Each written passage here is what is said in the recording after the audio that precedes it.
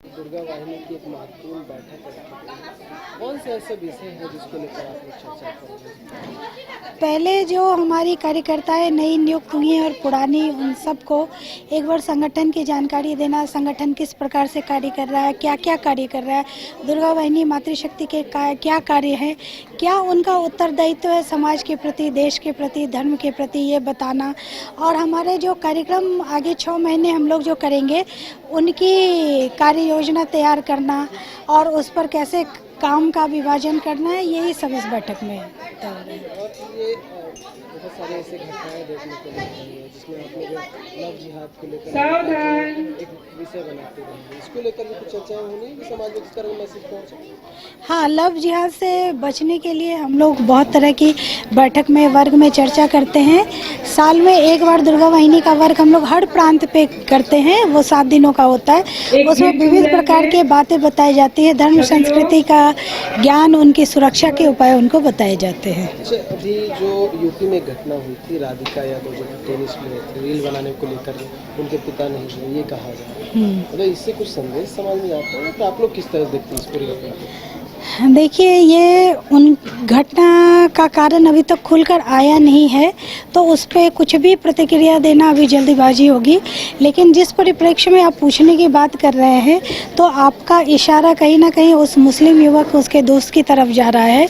तो एक पिता के तौर पर उनको अपनी बच्ची को शुरू से संभालना चाहिए था, संस्कार देने चाहिए थे, सब कुछ देने चाहिए थे, उसको समझाना चाहिए था। किसी को मार देना ये बहुत सही बात नहीं है, लेकिन उस पिता का भी दर्द समझिए जिसने अपना पूरा जीवन उस बच्ची के लिए दिया, और वो बच्ची आगे जाकर किस जाल में फंसने जा रही थी, क्योंकि आगे जाके या तो उनके टुकड़े टुकड़े मिलते हैं या फिर कहीं वेश्यावृत्ति में वो ढकेल दी जाती हैं। तो एक पिता अपने बच्ची के आगे आने वाले भविष्य को देख रहा था, वो दुख वो बर्दाश्त नहीं कर पाया। तो हमें दोनों तरफ से इसको सोचना चाहिए। तो क्या मतलब ये धर्म विशेष को लेकर तो नहीं है, कोई भी किसी से कर सकता है, या फिर इसमें कुछ नहीं? देखिए, प्रेम कभी भी गलत नहीं होता है, लेकिन वो प्रेम होना चाहिए। ये जाल जो बिछाया जा रहा है हिंदू लड़कियों को डेमोग्राफी चेंज करने के लिए, जनसंख्या का जो वो लोग विस्फोट करते जा रहे हैं, क्योंकि हमारे यहाँ से एक लड़की जाती है तो एक पूरा वंश चला जाता है।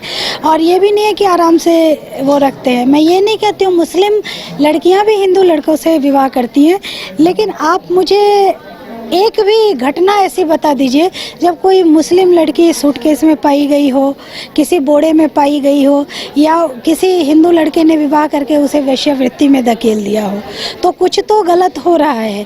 अभी आपको जानकर आश्चर्य लगेगा कि लगभग 13 लाख लड़कियां, हिंदू लड़कियां हमारे देश से बाहर भेजी जा चुकी हैं। ये तो जाने हुए आंकड़े हैं, और कितने आंकड़े हैं जिनका अभी तक कोई पता भी नहीं है। इसलिए ध्यान देने, इतनी सारी बातें कोइंसिडेंस नहीं हो सकती। झारखंड पे ये लगता रहा है कि यहाँ से बांग्लादेशी घुसपैठ आते हैं, और जो संताल का जो एरिया है वहाँ पर कन्वर्जन जो है बहुत अधिक हो रहा है। तो आप लोग कुछ क्षेत्र में उस तरह का लगा कुछ ऐसा? अभी जिस तरह से चेंजेज होते जा रहे हैं, तो प्रभाव तो बहुत बढ़ गया है। जैसे जमाई टोला बहुत हो गए। जमाई मतलब वहाँ से जो बांग्लादेशी मुसलमान आते हैं, यहाँ की आदिवासी लड़कियों से या किसी से विवाह कर लेते हैं बहला फुसला के, तो अब उनका एक नया टोला बस गया है, जमाई टोला।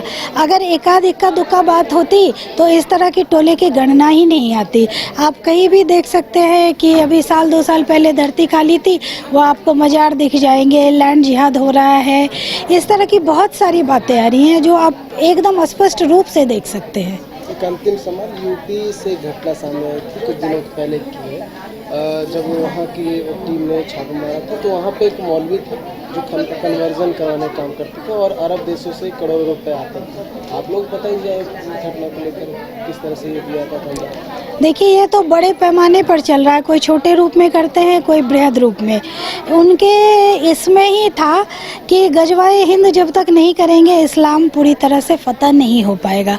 तो बाई हुक बाई क्रोक किसी न किसी तरह से वो लगे हुए हैं कि सबको कन्वर्ट करके इस्लामीकरण कर दे, तभी इस्लामिक राष्ट्र वो बनाने का उनका सपना पूरा हो जाएगा। तो इसी में वो लगे पड़े हुए हैं। आप लोग को किस तरह के जो है कदम उठाए जा रहे हैं?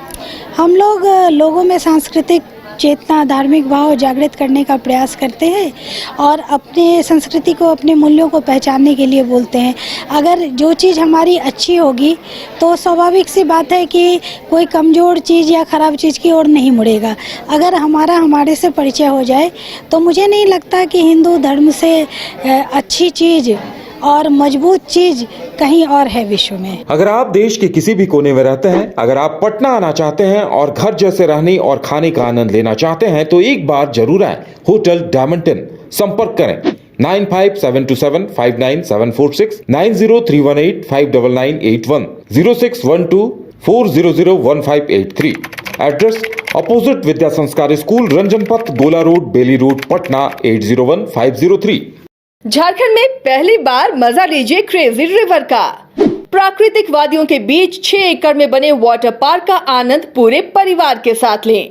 इक्वाटिका Funplex water park, a complete family park, excitement का भरपूर dose, huge cyclone slide, WMPS big family pool with 13 slides, big wave pools with high waves, kids के लिए अलग से play area, octopus rain dance, pendulum slides, top class restaurant, साथ ही senior citizen के लिए स्पेशल अरेंजमेंट।